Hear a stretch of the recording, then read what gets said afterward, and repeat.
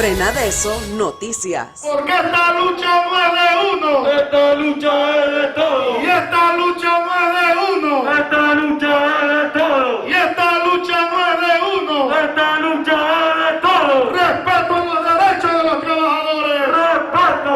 Respeto a los derechos de los trabajadores. Respeto. Respeto al fuero maternal. Tal cual lo anunció la Confederación Nacional de Unidad Sindical Independiente, la lucha sigue. Durante toda esta pandemia, en medio del llamado diálogo del que se habló, después del diálogo, aprobación de leyes, decretos y demás, y venimos hoy a presentar dos recursos de inconstitucionalidad. Uno contra el decreto 101, que fue el que permitió la rebaja de la jornada de trabajo y también de los salarios de los trabajadores, y el otro contra la propia ley 157, que viola, entre otras cosas, derechos humanos como el derecho del fuero maternal de las mujeres, el prolongar los contratos de trabajo hasta el mes de diciembre, tendiendo un cerco de hambre en el pueblo trabajador. Así que venimos acá a presentar esos dos recursos en el día de hoy como parte de las acciones que CONUS ha acordado. El día de mañana, a las 8 de la mañana, FENATIA, que es la Federación de Trabajadores Aeroportuarios, ha convocado una acción en la rotonda de Tocumen, frente al aeropuerto. Ahí va a estar CONUS en respaldo de esa federación que es miembro de la Confederación.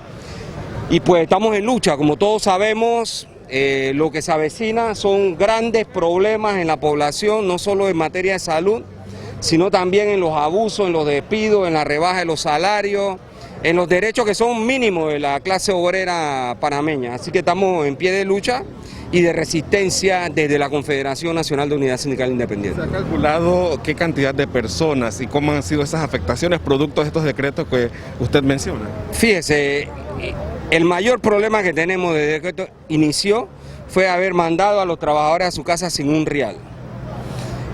El gran capital en este país no ha puesto nada y el gobierno ha procurado que no ponga nada.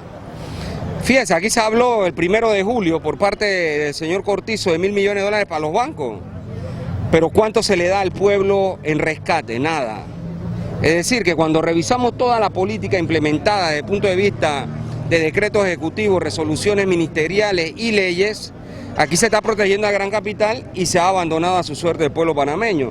El bono insuficiente que no llega a todos, los problemas que esto concita de hambre, de miseria, de pobreza, de extrema pobreza, todo eso es lo que viene perjudicando de forma sostenida a la población, fuera de cómo se ha manejado el problema sanitario, que es, a nuestro entender, un rotundo fracaso los niveles de haber superado, por ejemplo, a China, que es un país de 1.400 millones de habitantes, haberlo superado en niveles de contagio, y al ritmo que vamos, también lo vamos a superar en función de defunciones. ¿Cómo se puede explicar una cosa de esta naturaleza a un pueblo como el pueblo panameño y al mundo?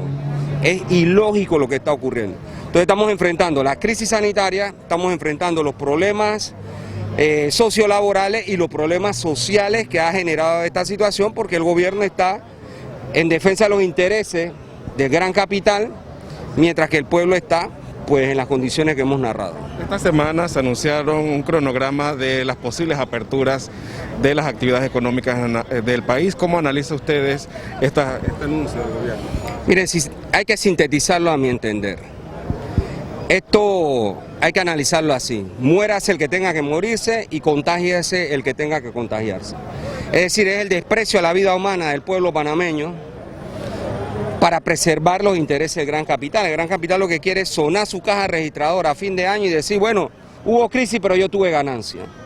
Si vemos el caso, por ejemplo, de estas reaperturas, el sistema de transporte público en Panamá es un fracaso rotundo, no con la crisis del COVID, sino de antes.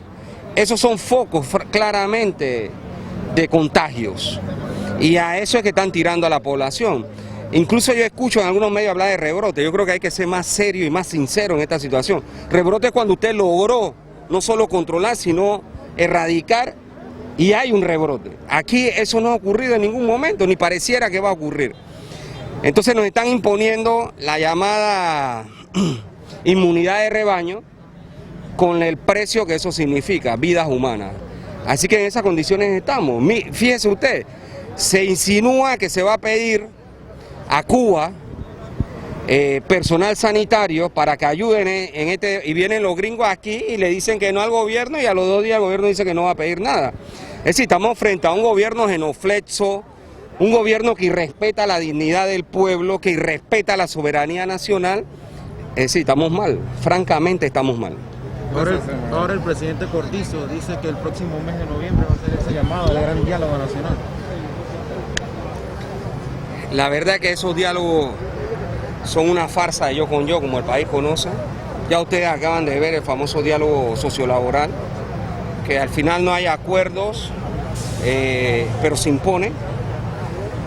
Un grupo de gente siempre queda avalando las políticas de gobierno en contra del interés de los trabajadores. Y la verdad es que yo no guardo ninguna esperanza frente a esos mal llamados diálogos, en lo que en el mejor de los casos, y digo en el mejor de los casos, tú puedes hacer un planteamiento aunque no te escuchen. Es decir, tú vas a hacer una propuesta y no te escuchan. Y después toda la fanfarria, cliché publicitario de decir que ya hubo un diálogo y pues bueno, esta es la medida que vamos a imponer, y te van sacando palabrerías en muchas ocasiones para tratar de vender una idea que no existe. El país necesita un cambio radical. Requiere, en otro término, una revolución social que atienda ¿qué cosa? Que atienda al asentamiento de las estructuras de poder, ejecutivo, legislativo y judicial, que genere una nueva constitución, que las políticas públicas, el centro de ellas sea la población panameña, es decir, defender la vida humana, hacer un país más equitativo, hablar de distribución justa de riqueza, mejorar el sistema, los sistemas básicos como es el agua, que le llegue a todo el mundo, que llegue electricidad, que llegue comunicaciones, es decir, internet, etcétera. El país requiere ser un país pujante desde el punto de vista económico, sí, pero que sea un país próspero para todos, no para una élite. 115 ultramillonarios acumulan en este país más de 20.000 millones de dólares. El país que más requiere. Además de esto, el país requiere entonces una democratización real del respeto a los derechos humanos en equilibrio con el ambiente. El país requiere realmente transformar toda esta corrupción en que han convertido los poderes del Estado, que los delincuentes de cuello blanco vayan a las cárceles, que se recupere lo robado, ¿sí?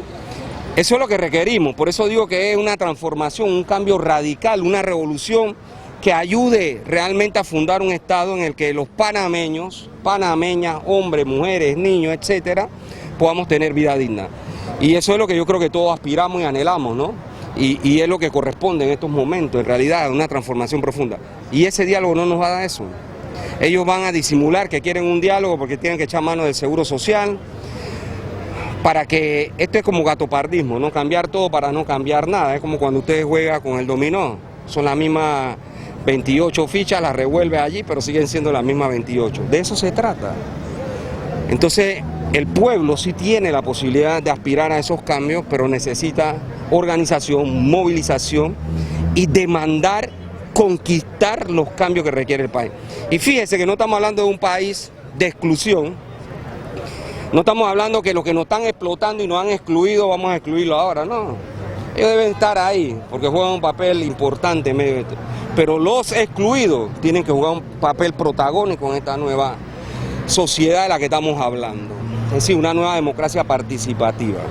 Yo creo que eso es lo que requerimos todos y anhelamos al final del camino. Pero estos diálogos no nos dan eso. Aquí por 30 años se han hablado de diálogos que no resuelven nada. ¿Qué logran? Que la élite se mantenga, que desde el punto de vista ideológico el pueblo crea que no pueden haber los cambios que requiere el país. Y en esa maniobra, sin duda, han logrado preservar 30 años.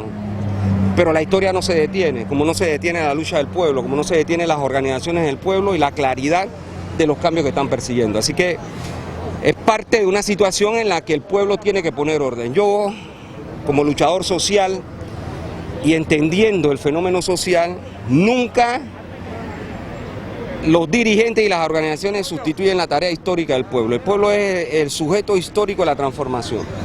Nosotros estamos obligados a aportarle organización e ideas al pueblo y es lo que estamos cumpliendo.